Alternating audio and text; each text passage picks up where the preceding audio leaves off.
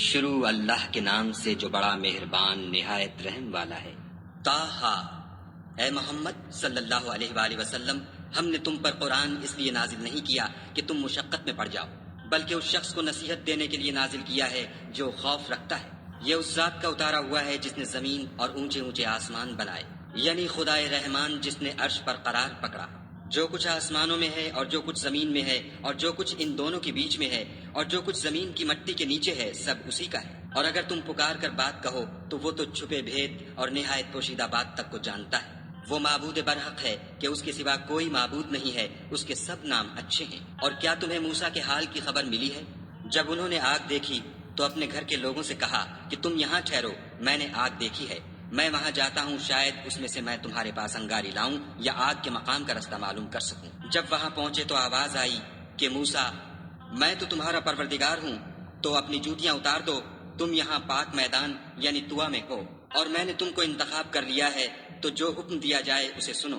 بے شک میں ہی خدا ہوں، میرے سوا کوئی معبود نہیں، تو میری عبادت کیا کرو اور میری یاد کے لیے نماز پڑھا کرو۔ قیامت یقیناً آنے والی ہے، میں چاہتا ہوں کہ اس کے وقت کو پوشیدہ رکھوں تاکہ ہر شخص جو کوشش کرے اس کا بدلہ پائے۔ تو جو شخص اس پر ایمان نہیں رکھتا اور اپنی خواہش کے پیچھے چلتا ہے، کہیں تم کو اس کے یقین سے روک نہ دے، تو اس صورت میں تم ہلاک ہو جاؤ۔ اور موسیٰ، یہ تمہارے داہنے ہاتھ میں کیا ہے؟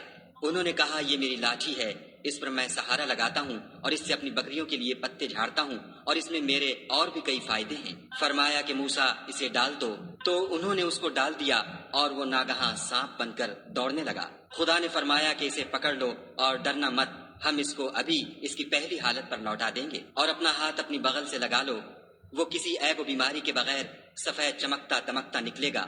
یہ دوسری نشانی ہے تاکہ ہم تمہیں اپنے نشانات عظیم دکھائیں۔ تم فرعون کے پاس جاؤ کہ وہ سرکش ہو رہا ہے۔ کہا، میرے پروردگار، اس کام کے لیے میرا سینہ کھول دے اور میرا کام آسان کر دے، اور میری زبان کی گرہ کھول دے تاکہ وہ میری بات سمجھ لیں، اور میرے گھر والوں میں سے ایک کو میرا وزیر یعنی مددگار مقرر فرما، یعنی میرے بھائی ہارون کو، اس سے میری قوت کو مضبوط کر اور اسے میرے کام میں شریک کر، تاکہ ہم تیری بہت سی تسبیح کریں اور تجھے کثرت سے یاد کریں، تو ہم کو ہر حال میں دیکھ رہا ہے۔ فرمایا، موسیٰ، تمہاری دعا قبول کی گئی، اور ہم نے تم پر ایک بار اور بھی احسان کیا تھا، جب ہم نے تمہاری والدہ کو الہام کیا تھا جو تمہیں بتایا جاتا ہے۔ وہ یہ تھا کہ اسے یعنی موسیٰ کو صندوق میں رکھو، پھر اس صندوق کو دریا میں ڈال دو، تو دریا اس کو کنارے پر ڈال دے گا، اور میرا اور اس کا دشمن اسے اٹھا لے گا۔ اور موسیٰ، میں نے تم پر اپنی طرف سے محبت ڈال دی، اس لیے کہ تم پر مہربانی کی جائے اور اس لیے کہ تم میرے سامنے پرورش پاؤ۔ جب تمہاری بہن فرعون کے ہاں گئی اور کہنے لگی کہ میں تمہیں ایسا شخص بتاؤں جو اس کو پالے، تو اس طریق سے ہم نے تم کو تمہاری ماں کے پاس پہنچا دیا تاکہ ان کی آنکھیں ٹھنڈی ہوں اور وہ رنج نہ کریں۔ اور تم نے ایک شخص کو مار ڈالا تو ہم نے تم کو غم سے مخلصی دی، اور ہم نے تمہاری کئی بار آزمائش کی، پھر تم کئی سال اہل مدین میں ٹھہرے رہے، پھر اے موسیٰ، تم قابلیت و رسالت کے اندازے پر آ پہنچے، اور میں نے تم کو اپنے کام کے لیے بنایا ہے، تو تم اور تمہارا بھائی دونوں ہماری نشانیاں لے کر جاؤ اور میری یاد میں سستی نہ کرنا۔ دونوں فرعون کے پاس جاؤ، وہ سرکش ہو رہا ہے، اور اس سے نرمی سے بات کرنا، شاید وہ غور کرے یا ڈر جائے۔ دونوں کہنے لگے کہ ہمارے پروردگار، ہمیں خوف ہے کہ ہم پر تعدی کرنے لگے یا زیادہ سرکش ہو جائے۔ خدا نے فرمایا کہ ڈرو مت، میں تمہارے ساتھ ہوں اور سنتا اور دیکھتا ہوں۔ اچھا، تو اس کے پاس جاؤ اور کہو کہ ہم آپ کے پروردگار کے بھیجے ہوئے ہیں، تو بنی اسرائیل کو ہمارے ساتھ جانے کی اجازت دیجیے اور انہیں عذاب نہ کیجیے۔ ہم آپ کے پاس آپ کے پروردگار کی طرف سے نشانی لے کر آئے ہیں، اور جو ہدایت کی بات مانے اس کو سلامتی ہو۔ ہماری طرف یہ وحی آئی ہے کہ جو جھٹلائے اور منہ پھیرے اس کے لیے عذاب تیار ہے۔ غرض موسیٰ اور ہارون فرعون کے پاس گئے، اس نے کہا کہ موسیٰ، تمہارا پروردگار کون ہے؟ کہا کہ ہمارا پروردگار وہ ہے جس نے ہر چیز کو اس کی شکل و صورت بخشی، پھر راہ دکھائی۔ کہا، تو پہلی جماعتوں کا کیا حال؟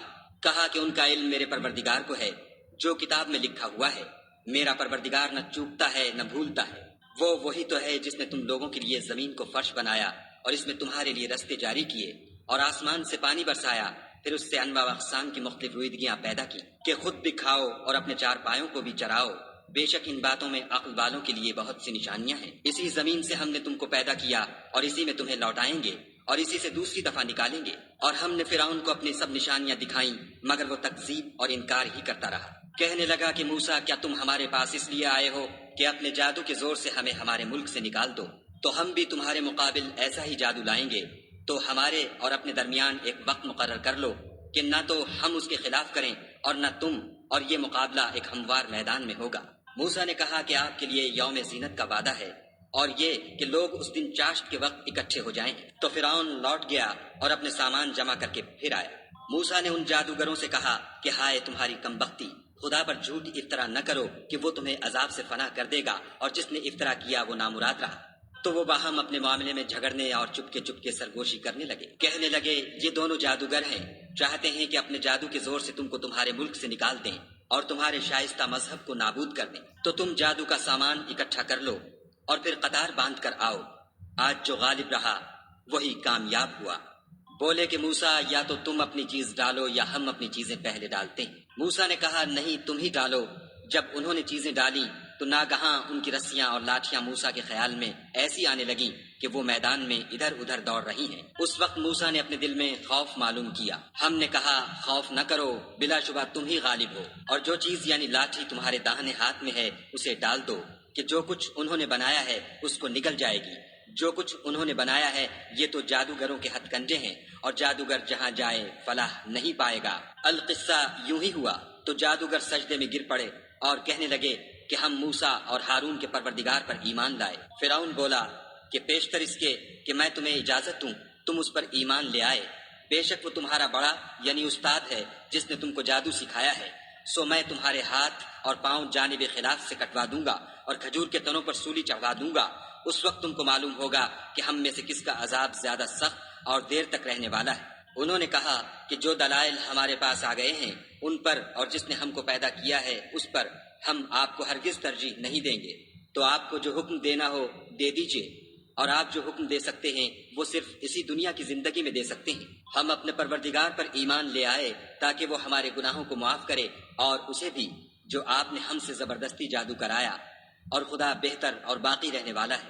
جو شخص اپنے پروردگار کے پاس گناہ گار ہو کر آئے گا تو اس کے لیے جہنم ہے جس میں نہ مرے گا نہ جیے گا، اور جو اس کے روبرو ایماندار ہو کر آئے گا اور عمل بھی نیک کیے ہوں گے تو ایسے لوگوں کے لیے اونچے اونچے درجے ہیں، یعنی ہمیشہ رہنے کے باغ جن کے نیچے نہریں بہ رہی ہیں، ہمیشہ ان میں رہیں گے، اور یہ اس شخص کا بدلہ ہے جو پاک ہوا۔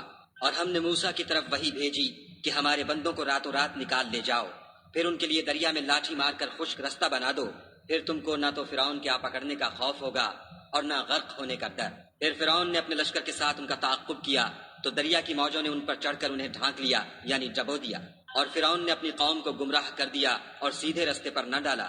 اے آل یعقوب، ہم نے تم کو تمہارے دشمن سے نجات دی اور تورات دینے کے لیے تم سے کوہ طور کی داہنی طرف مقرر کی، اور تم پر من اور سلوہ نازل کیا، اور حکم دیا کہ جو پاکیزہ چیزیں ہم نے تم کو دی ہیں ان کو کھاؤ، اور اس میں حد سے نہ نکلنا ورنہ تم پر میرا غضب نازل ہوگا، اور جس پر میرا عذاب نازل ہوا وہ ہلاک ہو گیا۔ اور جو توبہ کرے اور ایمان لائے اور عمل نیک کرے پھر سیدھے رستے چلے اس کو میں بخش دینے والا ہوں۔ اور اے موسیٰ، تم نے اپنی قوم سے آگے چلے آنے میں کیوں جلدی کی؟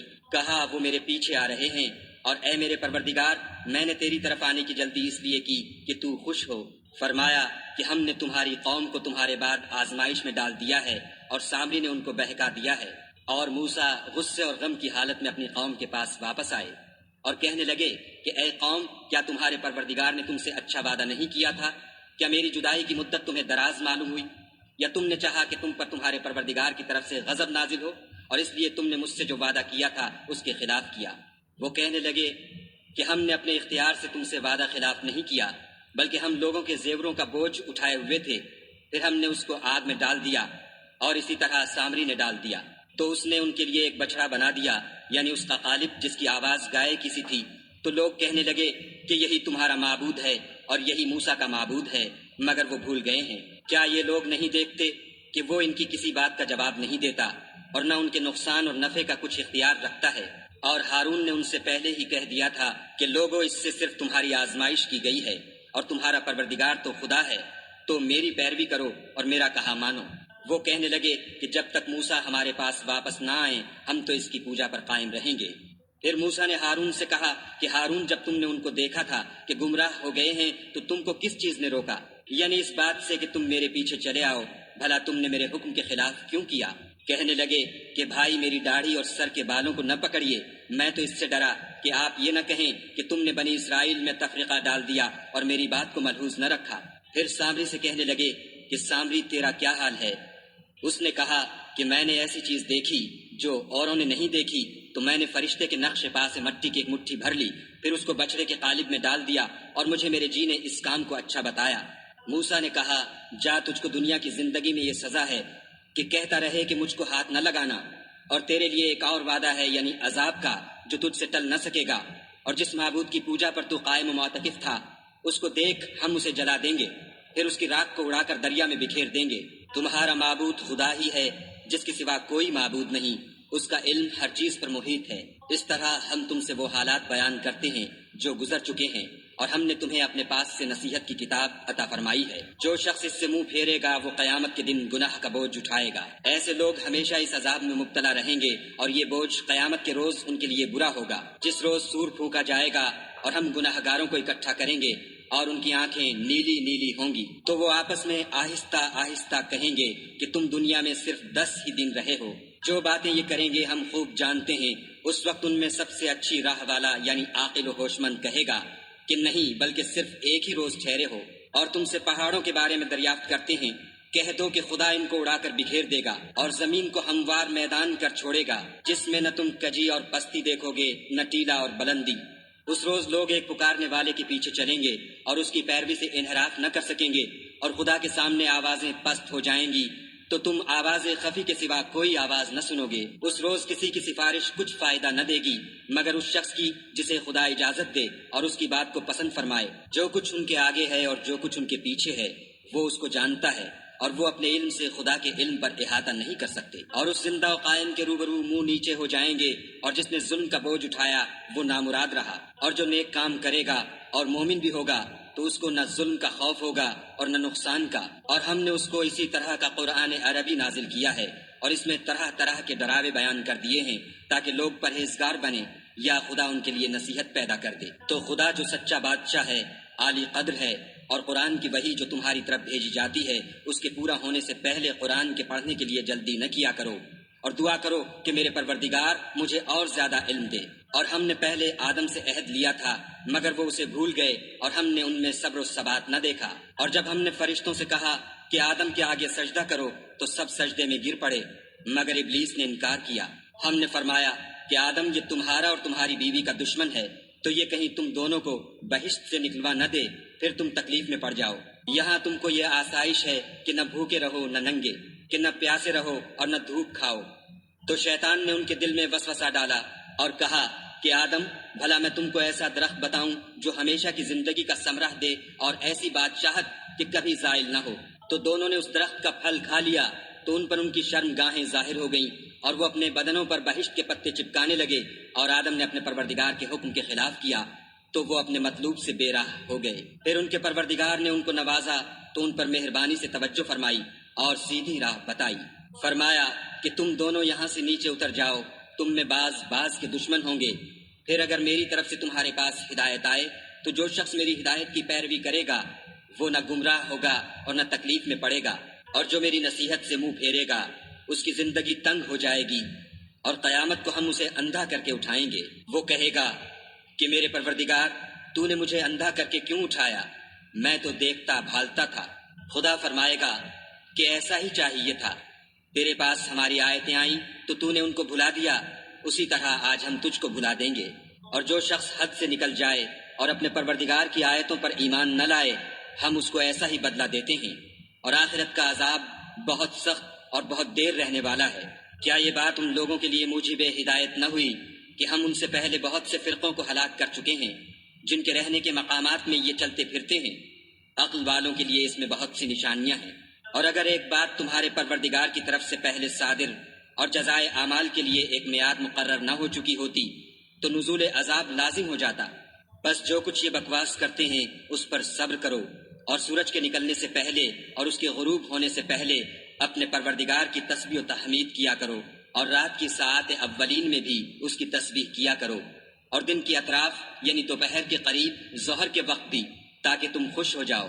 اور کئی طرح کے لوگوں کو جو ہم نے دنیا کی زندگی میں آرائش کی چیزوں سے بہرہ مند کیا ہے تاکہ ان کی آزمائش کریں، ان پر نگاہ نہ کرنا۔